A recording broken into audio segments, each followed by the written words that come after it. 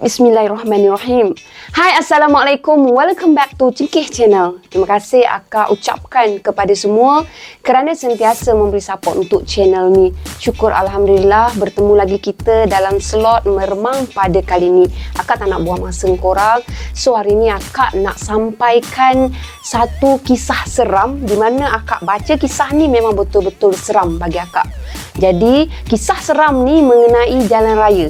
Jalan Jabor ke Jerangau. Kalau korang nak tahu apa yang berlaku sebenarnya, korang kena stay tune dengan akak. Tapi sebelum tu, akak doakan agar kita semua dipermudahkan segala urusan, dilimpah ruahkan rezeki, dipanjangkan umur, ditenangkan hati, insya-Allah. Amin, amin, amin ya rabbal alamin. Jom bersama dengan akak. بسم الله الرحمن الرحيم قل أعوذ برب الناس ملك الناس إله الناس من شر الوسواس الخناس الذي يوسوس في صدور الناس من الجنة والناس.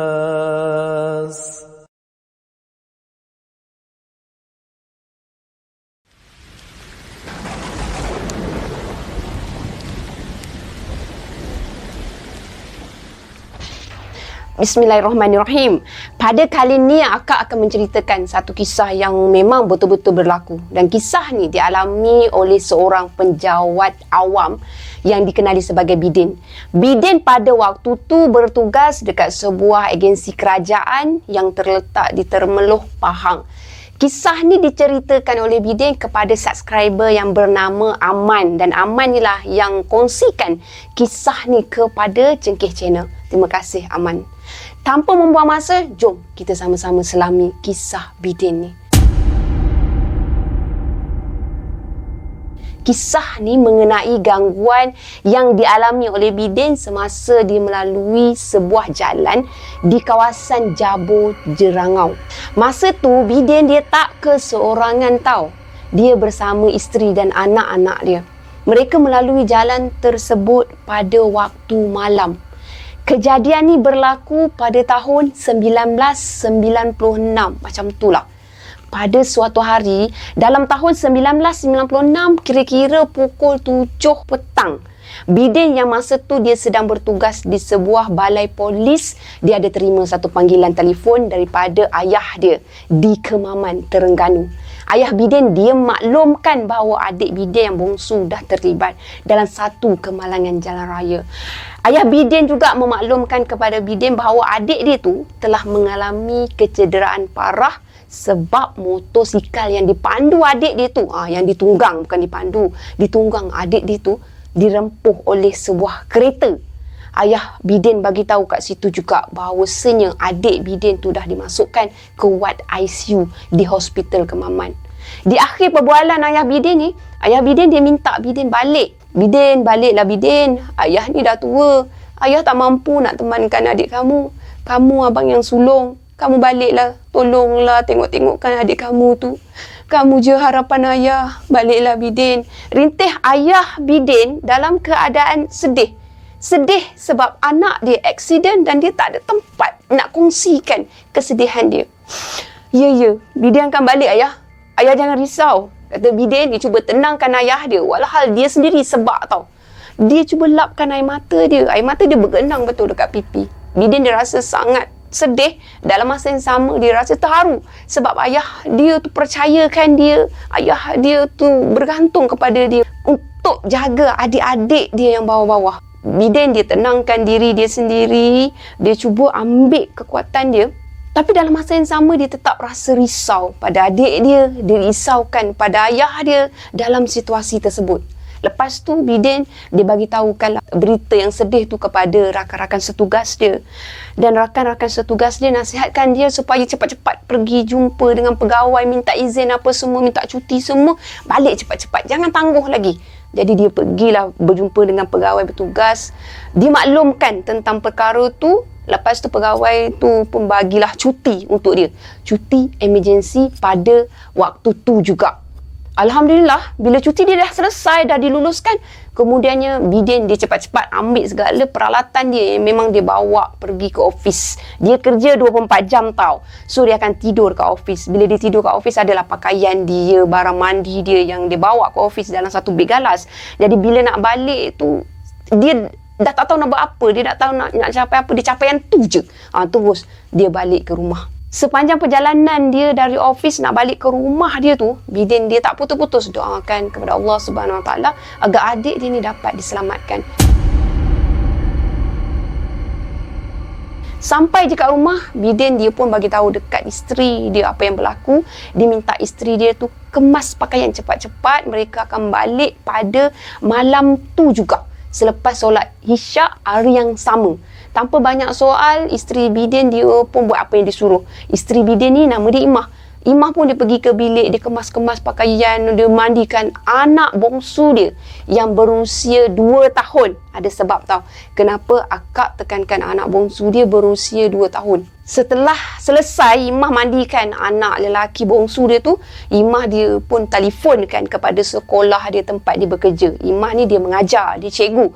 Sama juga dia kena mohon cuti, dia kena maklumkan apa yang berlaku. So dia dapat cuti selama seminggu untuk balik ke kampung suami dia. Setelah siap selesaikan anak bongsu dia tu, Imah dia terus masukkan kain baju mereka ke dalam beg yang besar. Selesai kemas-kemas semua, Imah dia suruhkan anak sulung dia bernama Aiman dan anak dia yang kedua nama dia Ira.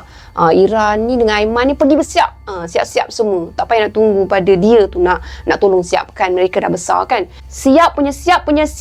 Azan maghrib pun berkumandang, menandakan masuknya solat fardu maghrib bagi kawasan-kawasan yang sewaktu dengannya. Mereka pun solat maghrib berjemaah. Alhamdulillah. Setelah selesai menunaikan solat maghrib berjemaah, Bidin pun diangkatkan semua pakaian dia, barang-barang nak bawa semua tu dia masukkan dalam kereta jenis MPV milik dia.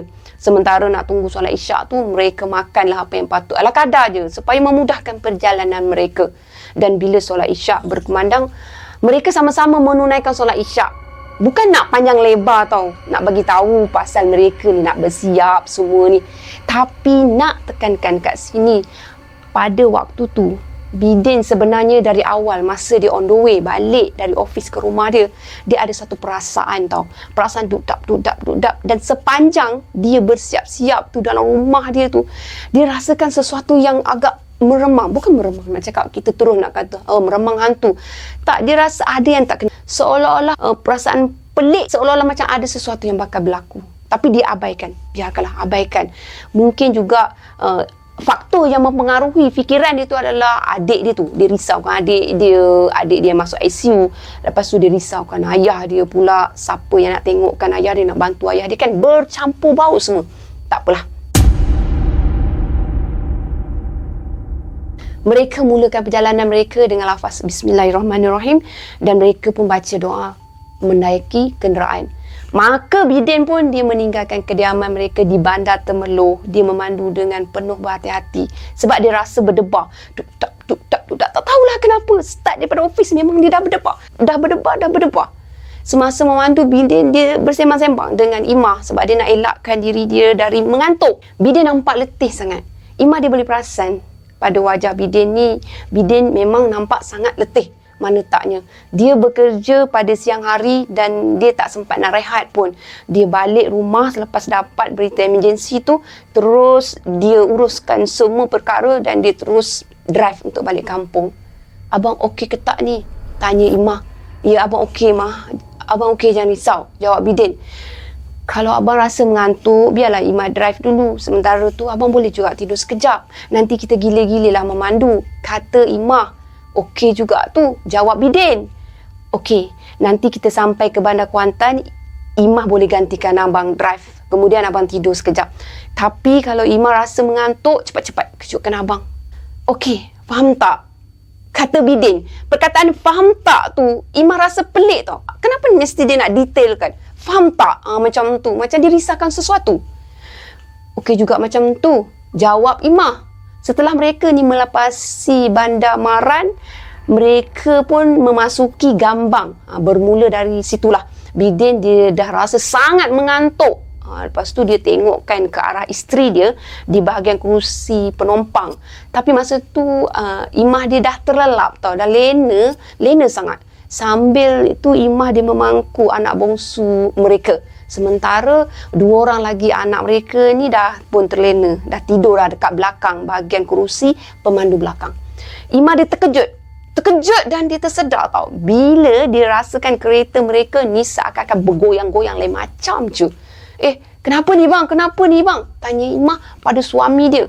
Bidin masa tu dah tersengguk-sengguk. Dia menahan mengantuk tau. Dia jawablah, abang mengantuk sangat ni, mengantuk lah Imah. Dan dia tepuk-tepukkan muka dia. Memang dia mengantuk sangat. Sebenarnya Bidin ni hampir-hampir terlelap pada waktu dia memandu tu. Dan kenderaan dia tu dah memasuki lorong kanan. Ini agak bahaya. Dah. Abang stop, berhenti dulu kat tepi. Mari Imah drive pula. Imah sambung drive. Kata Imah sambil dia picit-picitkan tengkuk suaminya tu. Tanpa banyak cakap, sebab terlalu mengantuk, Bidin pun dia bagi signal ke kiri. Lepas tu dia belok ke kiri. Dia berhentikan kereta dia. Pintu kereta tu dia buka. Lepas tu Bidin turun slow. Memang dah tuyul ayang. Lepas tu Imah dia dah standby dah. Dia nak kalihkan diri dia. Dia nak pergi ke kerusi memandu. Macam tu. Dia tak nak turun. Dia hulurkan anak dia pada Bidin. Lepas tu dia terus pergi ke sebelah macam tu. Dia tak payah turun. Jadi Bidin dia buka pintu. Dia ambil anak dia tu. Lepas tu dia lah sambung untuk pangkukan anak dia. Sambil dia rebahkan badan dia. Lepas tu dia terlena kat situ.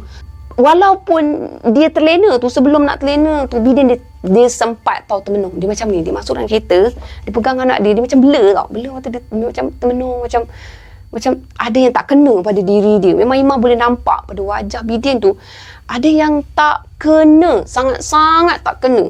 Yang peliknya, Bidin sendiri tak pasti apa yang bermain dekat fikiran dia. Nak kata dia risaukan adik kat kampung, ya. Nak kata dia risaukan ayah dia pun, ya. Tapi nak kata dia risaukan sesuatu yang lain pun, ya. Dia rasa ada sesuatu yang akan berlaku. Macam kita lah, apalah yang tak kena, kenapalah rasa berdebar sangat. Berdebar ni, apalah yang tak kena. Kan kita selalu fikir macam tu tau. Dia rasa masa tu bercampur baur semua. Penat punya pasal, mengantuk punya pasal. Tak lama kemudian Bidin pun dia mengeruh. Dah lena dah. Imah dia tengokkan kepada suami dia tu sambil-sambil dia gelengkan kepala. Dia sebenarnya tak puas hati, dia nak tanya pada suami dia tu. Kenapa abang ni pelik sangat? Kenapa abang ni lain macam je? Saya tengok abang ni macam susah hati. Abang ni macam terkejutkan sesuatu pun ada. Tapi Imah dia tak sampai hati nak ganggu emosi suami dia. Dalam masa yang sama, Imah dia rasa kasihan tau pada suami dia. Imah dia ambilkan sehelai kain pelekat, lepas tu dia selimutkan badan suami dia tu. Kali ni Imah pula yang akan sambung drive. Imah dia bagi signal ke kanan dengan lafaz Bismillahirrahmanirrahim. Imah ambil kedudukan, dia teruskan perjalanan mereka. Masa tu hujan mula turun rintik-rintik jengkorang. Dengan lafaz Bismillah sekali lagi, Imah dia teruskan perjalanan dia. Dalam hati dia doakan semoga dia selamat sampai ke destinasi. Imah dia pandang pada jam yang berada kat dashboard kereta. Dah hampir ke pukul 2 pagi. Pada jam tersebut, mereka sudah memasuki Gebeng. Setelah mereka ni dah melintasi Basrah dan Bandar Kuantan.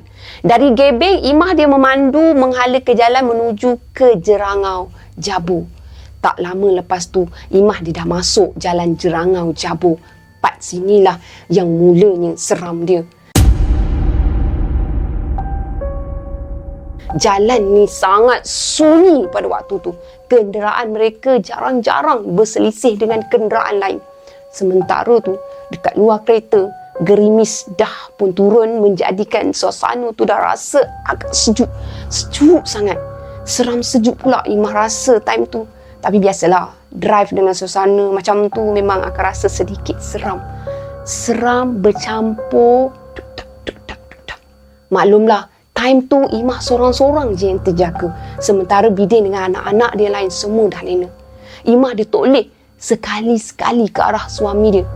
Bidin punyalah nyenyak tidur sambil memangku anak bongsu dia. Langsung dia tak pedulikan tentang keadaan sekeliling. Dia dah tak pedulikan kesejukan yang luar biasa pada waktu tu. Imah dia pandang cermin pandang belakang. Aiman dengan Ira memang dah lena. Mereka dah lena daripada awal perjalanan sampai sekarang tu memang mereka lena. Agak lama perjalanan mereka, tapi anak-anak tetap juga tidur lena. Jadi Imah berfikir dalam fikiran dia, Alhamdulillah, syukur. Sebab anak-anak dia tak banyak ragam. Dalam keadaan lena tu memudahkan perjalanan mereka. Bisik hati Imah sambil dia tersenyum. Semasa Imah ni, dia sedang asyik memandang cermin belakang sambil-sambil dia terdetik hatilah berkata macam tu dekat anak dia kan. Tanpa disengajakan, Imah dia terlanggar seekor anak kucing daripada beberapa ekor anak kucing bersaiz sederhana lengan dewasa. Ukur pakai lengan dewasa. Kucing-kucing tu tengah melintas jalan dengan ibu dia, ngongek lintas jalan. Lepas tu secara tiba-tiba je, ya Allah, aku dah terlanggar anak kucing. Cepat-cepat Imah ni dia perlahankan kereta dia. Lepas tu dia pandangkan cermin pandang belakang sebab dia dah betul-betul terpijak tau anak kucing tu. So dia tengok pada cermin pandang belakang. Ya Allah, alai kesiannya, kata Imah. Sambil tu dia tengokkan anak kucing tu sedang menggelupur kesakitan. Cepat-cepat Imah dia memberhentikan kereta dia kat situ. Tapi tak tahulah kenapa Imah dia tak berani nak turun. Dia cuma mampu memandang cermin di sisi pemandu. Imah dia nampak tahu dengan jelas anak kucing tu dah seakan-akan hancur dari badan sampai ke kaki. Memang dah hancur dah. Jadi macam Allahu Akbar, macam tu. Sementara ibu kucing tu masa kejadian tu dah bertempiaran lari ke arah anak dia. Dan Imah dia nampak dengan jelas ibu kucing tu menyeringai tau. Memandang ke arah kereta Imah. Masa menyeringai tu, gigi ibu kucing tu panjang. Mustahil lah korang kalau kucing biasa dia memiliki gigi yang agak runcing tau, agak panjang. Kucing tu dia memandang tenung betul pada kereta Imah ni. Memang Imah boleh nampak melalui cermin sisi, cermin pandang belakang. Dia memang boleh nampak dengan jelas. Dia mula rasa sangat seram dan dia rasa terkejut. Astagfirullahaladzim. Cepat-cepat dia drive, beredar daripada situ. Imah dia teruskan pemanduan dia dengan lafaz Bismillahirrahmanirrahim. Tiba-tiba kan, tak jauh daripada tu, jalan yang Imah lalui tu, Imah ada terpandang satu benda sedang melintas jalan. Dekat situ juga, dia nampak satu benda yang melintas jalan tu bukan laju tau korang, slow-slow. Imah dia mengangkat high beam. Dia nak tengok dan dia nak ketahui dengan jelas apa benda yang melintas dekat depan mata dia dalam jarak yang agak jauh, tak jauh lah, dalam 50 meter daripada kereta Imah tu. Jalan masa tu dia lurus, bukan jalan bengkang-bengkok, memang straight je jalan pada waktu tu. Jadi dalam jarak kenderaan tu, Imah dia memperlahankan kenderaan dan dia berhenti mengejut kereta dia pada jarak 15 meter dari tempat benda yang melintas tu. Imah dia terkaku tau. Bila dia memandang ke depan, Imah sedang melihat satu lembaga perempuan berambut panjang. Perempuan tu memakai baju yang sangat lusuh korang. Baju tu koyak rabak dan lebih mengejutkan Imah pada waktu tu, dia terpandang lembaga tu cuma separuh badan. Dari kepala sampai ke pusat. Kaki tak ada, punggung tak ada. Badan makhluk tu seakan-akan terputus korang. Dengan bantuan cahaya bulan dan juga lampu jalan serta lampu kereta, memang jelas kelihatan badan yang separuh tu dipenuhi darah. Badan tu bergerak menyeret badan, merangkak-rangkak perlahan-lahan, melintasi jalan dari kanan jalan ke sebelah kiri jalan. Slow dia gerak. Lembaga tu langsung tak memandang ke arah Imah. Dia terus bergerak seolah-olah tak menyedari langsung kehadiran Imah. Walhal lampu kereta Imah ni memang dah fokus, dah terangi pada badan tu. Lebih seram lagi korang, badan perempuan yang separuh tu tinggalkan kesan pada tar. Selepas dia lalui jalan tersebut, jalan depan mata Imah tu, lembaga perempuan tu tinggalkan kesan darah di atas jalan tu. Imah diseakan-akan terkaku kat situ tau. Mujurlah kereta Imah yang dipandunya tu dah berhenti. Kalau tak, memang tak tahulah apa yang akan jadi.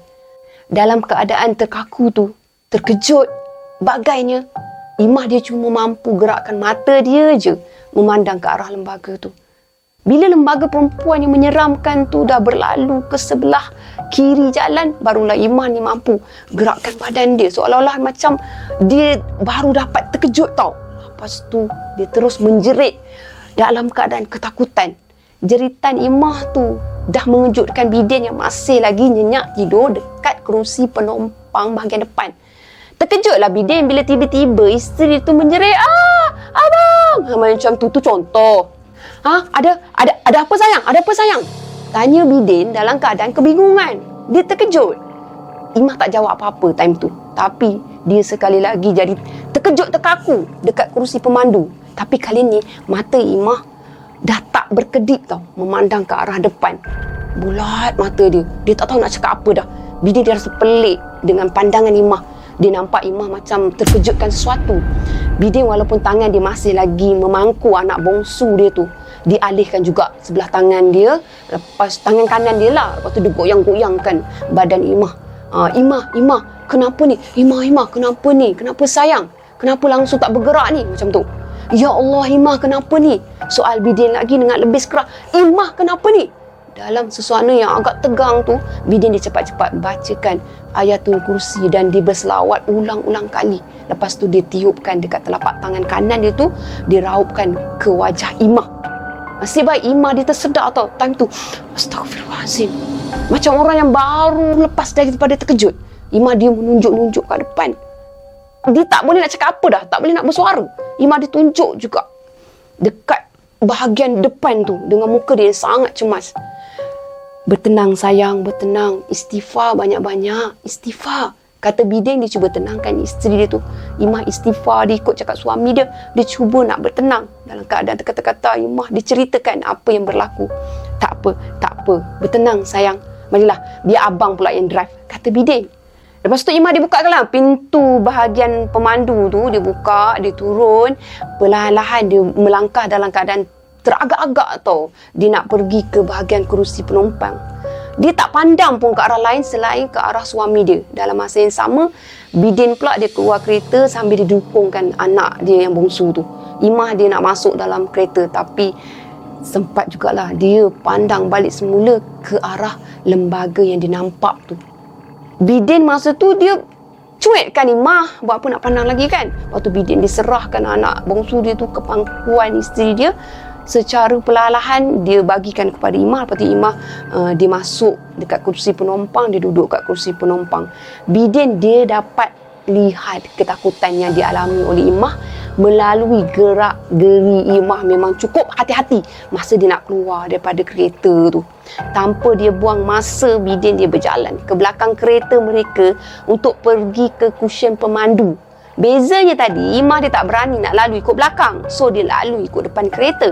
Imah dia beranggapan biarlah dia nampak suami dia. Tak adalah dia rasa seram sangat kat situ. Dia tak tahu nak hilang arah lah dia kan. Kalau dia tak nampak husband dia. So, bila dia nampak husband suami dia tu, jadi dia rasa semangat, dia rasa kuat sikit.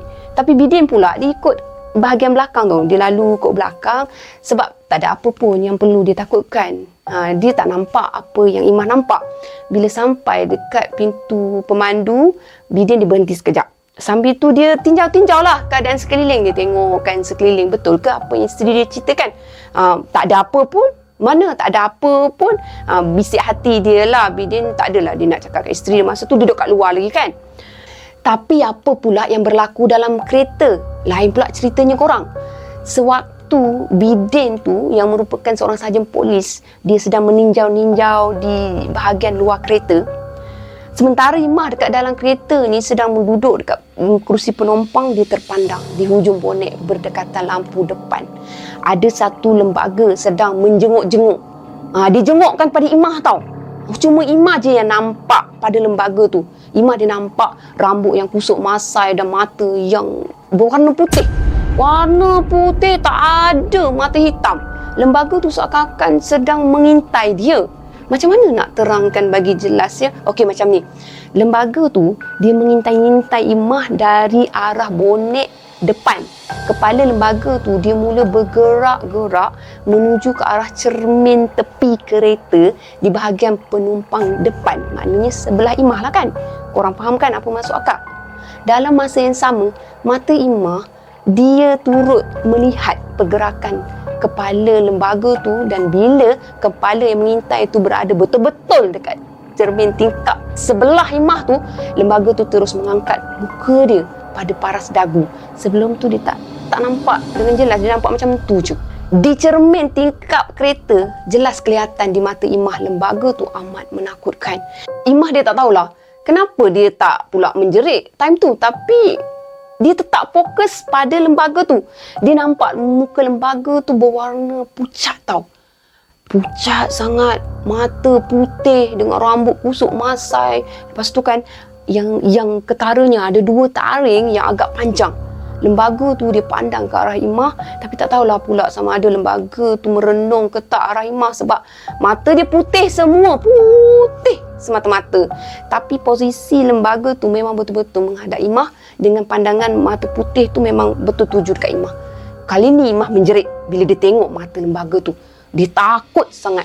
Punyalah kuat Imah menjerit. Anak dekat pangkuan dia tu jatuh ke lantai kereta, anak yang 2 tahun tu. Kesian sangat dekat anak dia. Tak pasal-pasal anak dia dapat sakit free time tu. Bidin yang masih berada kat luar kereta tu, dia terdengar tahu jeritan dari Imah ni.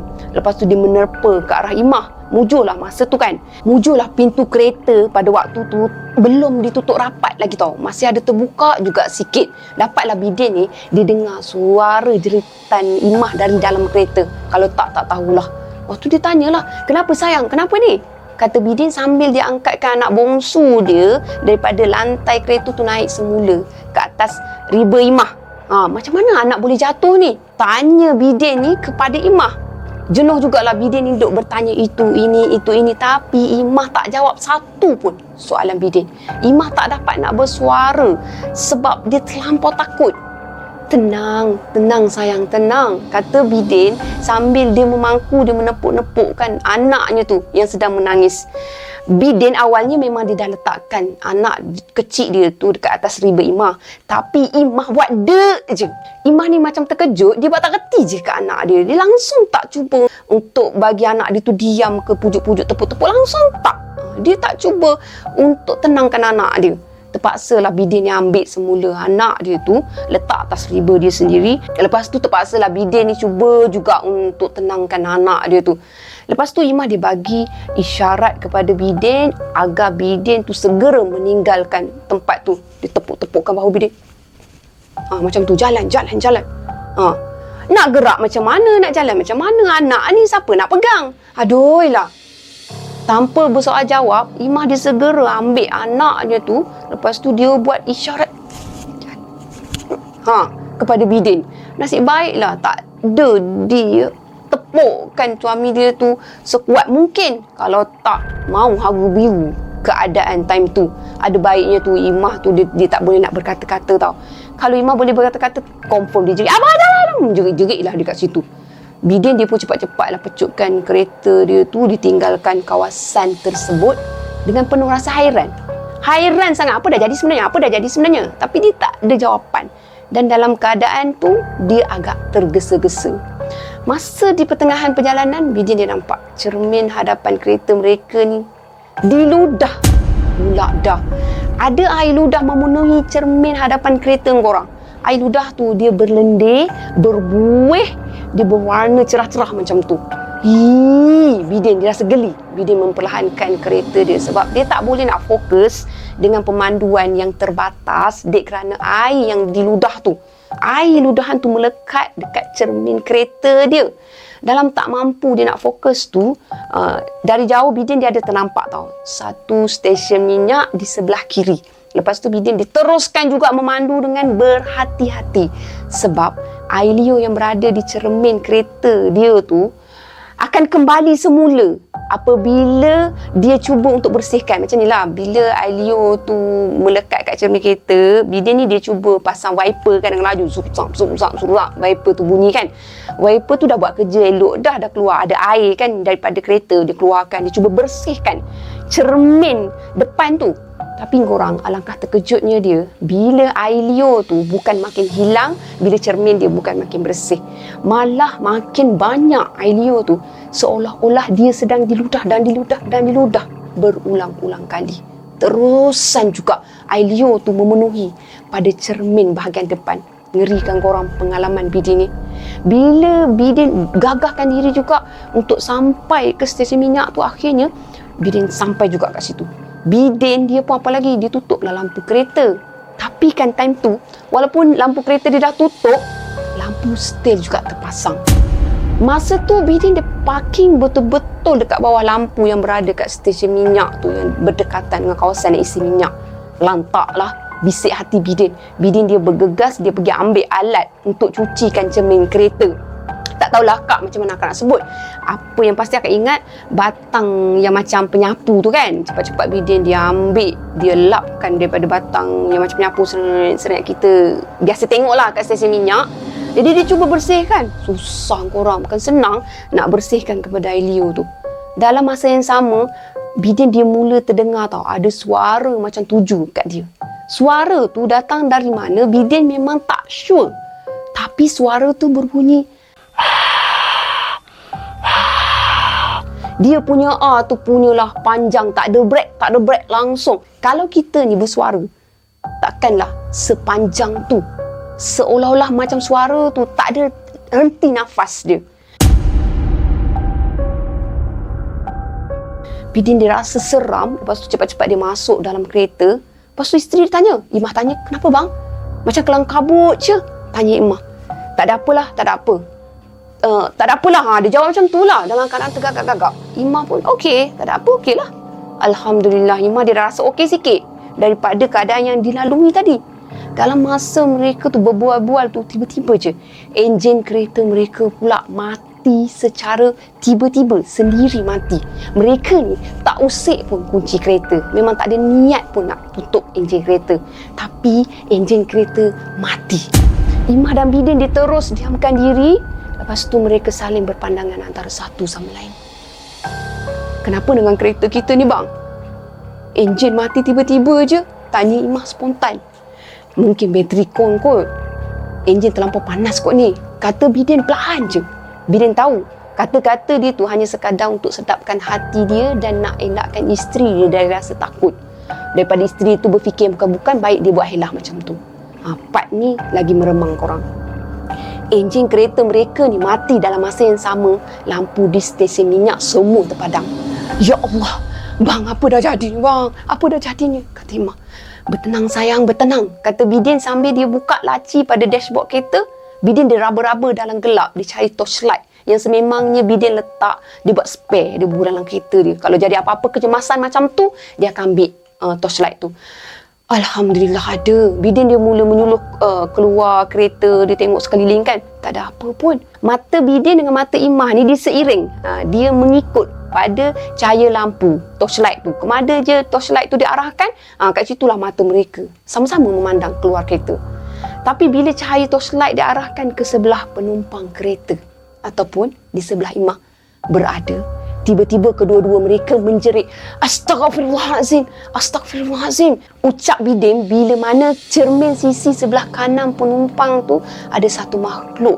Muka makhluk tu memang remuk. Makhluk tu dia berambut panjang, mata berwarna putih dan bertaring, duduk terlekat dekat sisi kereta tu, di sebelah luar kereta, betul-betul dekat situ.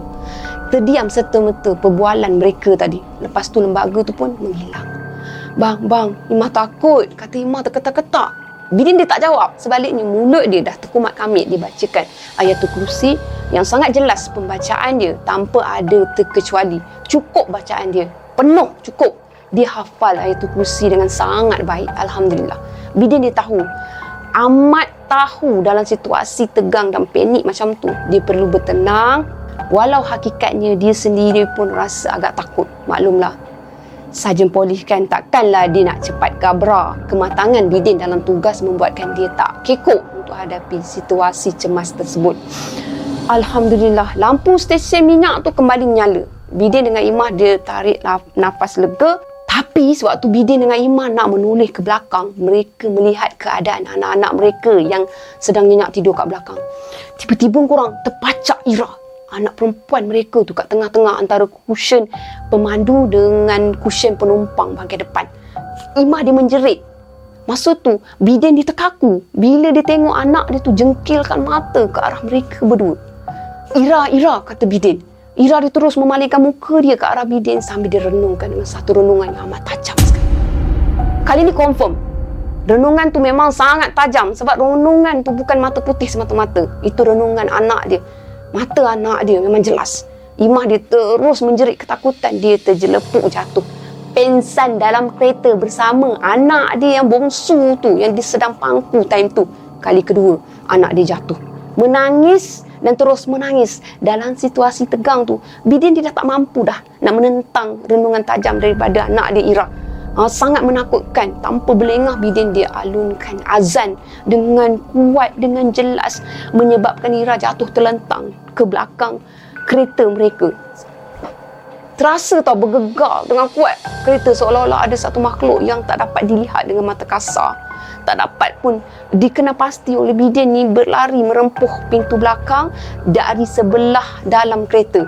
Setelah selesai melaungkan azan, itulah ujian dia masa melaungkan azan. Bila dah selesai, Bidin terus cepat-cepat dia ambil anak bongsu dia yang terjatuh dekat pangkuan isteri dia tu tadi. Kesian sangat-sangat. Anak dia tu jatuh sekali lagi, tapi kali lebih teruk. Jatuh ke lantai kereta. Lebih teruk tangisan anak dia. Bidin dia cepat-cepat kejutkan Imah, tapi tak berjaya. Digoncang-goncangkan Imah, ditampar-tamparkan muka Imah, tetap gagal, tak berjaya juga. Bidin dibacakan ayatul kursi dan surah Al-Jin. Lepas tu ditiupkan ke muka Imah. Seketika kemudian Imah pun tersedar. Bidin dia angkat Imah sambil tangan kiri dia memangku anak bongsu dia yang masih tetap juga menangis terkejut dengan keadaan tu. Ira bang, Ira, cepat bang, Ira. Cepat pergi tengok Ira. Imah dia cakap macam tu lah. Dia menangis. Dia ingatkan Ira tau. Cepat-cepat Bidin dia melangkah ke kursi belakang. Lepas tu dia terus angkatkan Ira. Masa tu dah jatuh terlentang ke kursi belakang. Ira dia angkat. Lepas tu dia dudukkan ke kursi belakang. Lepas tu Bidin pasangkan seat belt pada Ira dekat kursi belakang. Kalau dia tak buat macam tu, bila dia drive nanti, dia takut dia brake, Ira tu akan jatuh terjelepuk bahagian depan. So dia memang pasangkan tali pinggang keledar. Setelah memastikan semuanya dalam keadaan baik dengan lafaz Bismillahirrahmanirrahim, Bidin dia meneruskan perjalanan mereka. Sambil tu, tangan kiri Imah sentiasa pegangkan kepada Bidin sebab dia sangat takut.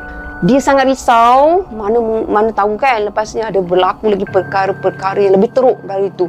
Memang tak boleh nak jangka. Alhamdulillah, lepas tu mereka dah sampai ke Cenih. Tak lama kemudian Bidin dia ambil jalan menghala ke Kemaman. Dan tak lama selepas tu Bidin pun sampai ke rumah mak ayah dia dekat kampung. Mereka sampai kira-kira pukul 5.30 pagi. Setelah dia bagi salam, ibu Bidin dia bukakan pintu, dia jemputkan mereka masuk. Imah pun dia dukungkan anak bongsu mereka. Manakala Bidin ni dia pergi kejutkan anak-anak dia lain, dia kejutkan anak sulung dia. Lepas tu Bidin dia buka seatbelt anak dia Ira tu dah tak bangun kan. So dia dukungkan lah anak dia tu yang berusia 10 tahun tu masuk ke dalam rumah. Lepas tu mak Bidin dia nak kejutkan ayah Bidin, tapi dihalang oleh Bidin. Kemudian tu Bidin dia bertanyakan keadaan adik dia yang kemalangan kepada mak dia tu. Menurut mak dia tu, adik dia tu berada dalam ICU. Tak apa mak, esok pagi Din pergi tengok kat ICU. Din tengok adik, macam tu lah. Dia dah terlampau letih. Dalam masa yang sama, dia perlukan sedikit rehat. Dia nak tidur lah. Dia bagi tahu pada mak dia. Jadi mak dia cakap tidurlah, rehatkan badan dulu sebelum kita pergi tengok adik esok, kata mak Bidin. Kira-kira pukul 10 pagi macam tu, mereka selesai lah sembahyang subuh kan, tapi disambung tidur. Lebih kurang 10 pagi tu mereka pergi melawat adik dia dekat hospital. Imah ni ditinggalkan kat rumah sebab anak kecil dilarang dibawa ke hospital waktu tu kecuali sakit saja, macam tu. Bila Bidin balik ke rumah, ayah Bidin iaitu Haji Zainuddin, dia menarik Bidin, diajakkan Bidin ni berbual dekat ruang tamu. Alangkah terkejutnya Bidin bila ayah dia tu ceritakan kejadian pagi tadi. Subuh tadi mak kamu bangun nak mandi, tiba-tiba mak kamu nampak Ira sedang merangkak kat ruang tamu dalam gelap. Bila mak kamu buka lampu, tak ada pula si Ira dekat situ. Elok je si Ira tu tidur dengan kamu Bidin.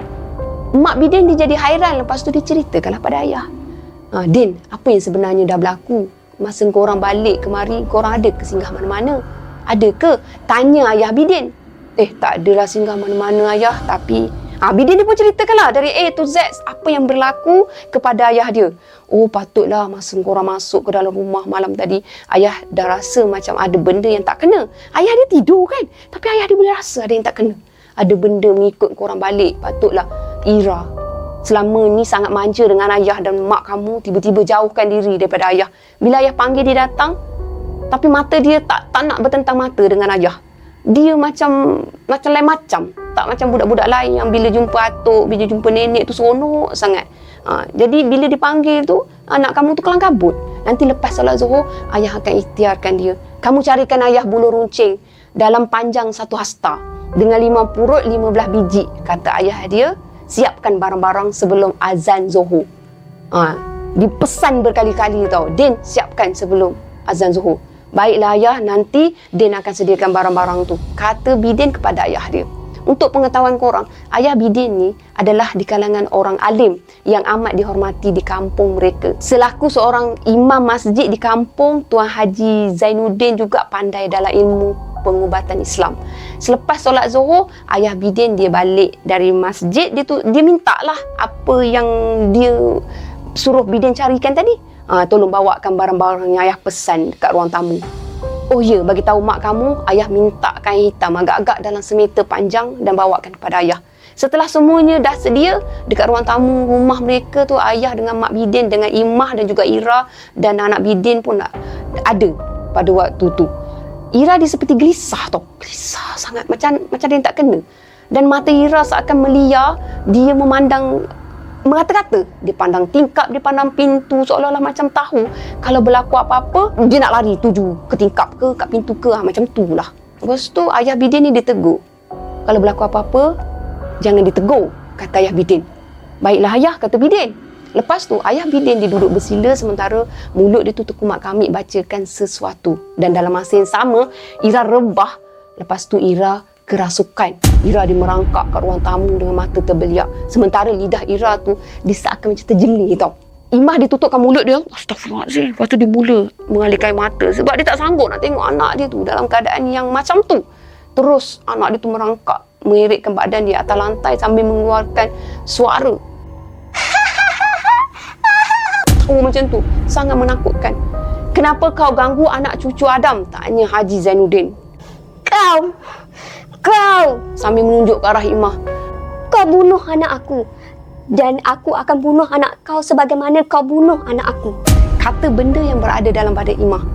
Dia tak sengaja terlanggar anak kamu. Bukannya dia nak bunuh anak kamu. Aku minta dengan cara baik, kau keluar dari tubuh anak cucu aku sekarang. Tidak sekali-kali Pak Haji. Kata Ira dengan suara yang amat garau. Ira dia merangkak dan terus menerkam ke arah Haji Zainuddin. Sepantas kilat Haji menikam 5 purut dengan buluh runcing. Ira dia mengerang dengan sangat kuat dan dia berusaha bangun dan dia nak menyerang kembali. Haji Zainuddin membacakan sesuatu. Ira dia tutupkan muka dia seolah-olah seperti dalam keadaan ketakutan. Berhenti, jangan baca lagi. Aku panas, aku sakit. Kata Ira dengan suara yang kuat dan garau. Macam suara nenek-nenek tua tau orang. Kau keluar sekarang dan kau pergi sekarang, tempik Haji Zainuddin. Tidak, aku takkan pergi selagi budak ni tak mati. Sebagai gantinya, aku akan bunuh budak ni. Tempik Ira, lepas tu dia cengkitkan diri sendiri. Sepantas kilat Haji Zainuddin, dia tikamkan 3 biji 5 purut yang sememangnya dah berada dalam genggaman dia. Lembaga tu menjerit, Nanti kau. sambil menunjuk ke arah Imah. Kemudian dia terus rebah terkulai. Lepas tu dia pergi. Din, tolong kejutkan Ira. Bangun nanti, bila Ira dah sedar, kau mandikan dia dengan 3 biji limau ni. Nanti masa senja sebelum orang azan maghrib, kau mandikan sekali lagi, kata ayah Bidin. Baiklah ayah, kata Din. Kau mandikan dia pagi 3 biji, tengah hari 3 biji, petang 3 biji. InsyaAllah Ira akan sembuh. Dan limau yang aku tusuk dengan buluh nanti kau hanyutkan ke laut, Din, kata ayah Bidin lagi. Eloklah kau pergi buang sekarang, kata ayah Bidin. Cepat-cepat Bidin dia ambil buluh serta limau yang dibungkus oleh ayah dia tu dengan kain hitam. Lepas tu dia masukkan ke dalam plastik. Lepas tu dia bawa masuk ke dalam kereta. Dia pergi ke laut. Dia buang ke laut. Alhamdulillah. Berselang 3 hari selepas tu, Ira dah pun mulai sembuh dan dia boleh bermain semula dengan atuk, dengan nenek dia. Dia pelukkan atuk dia seperti biasa. Sesungguhnya perjalanan pada waktu malam amat memeritkan, menakutkan bagi Bidin dan Imah. Mereka seolah-olah menjadi serik dan inilah perjalanan malam yang sangat menakutkan buat Bidin sekeluarga. Kata Bidin kepada rakan sekerja dia sewaktu dia menjalankan tugas dia sekembalinya dari kampung dia. Segala yang berlaku memang betul-betul menguji keberanian, keimanan dan keyakinan kita kepada Allah Subhanahu Wa Taala. Itu kata dia. Kata Bidin mengakhiri cerita kepada rakan setugas dia. Setakat itu saja untuk cerita dari Bidin. Sekian, terima kasih. Sekian saja perkongsian untuk kali ini. Terima kasih pada Aman kerana sentiasa kongsikan kisah untuk Cengkeh Channel. Dan untuk kita semua, apa yang baik sama-sama kita ambil jadikan sebagai tauladan, dan apa yang buruk sama-sama kita ambil jadikan sebagai sempadan. Akak tegaskan kat sini, perkara yang tak elok jangan ikut. Akak nak ucapkan jutaan terima kasih juga kepada semua kerana dengar dari awal sampai akhir. Anda ada kesilapan akak mohon maaf. Kalau korang ada story nak sharekan dengan Cengkeh Channel, korang boleh DM kepada Cengkeh Channel. Terima kasih korang. Bye. Assalamualaikum. Bye. Jangan lupa like, share dan subscribe. Bye.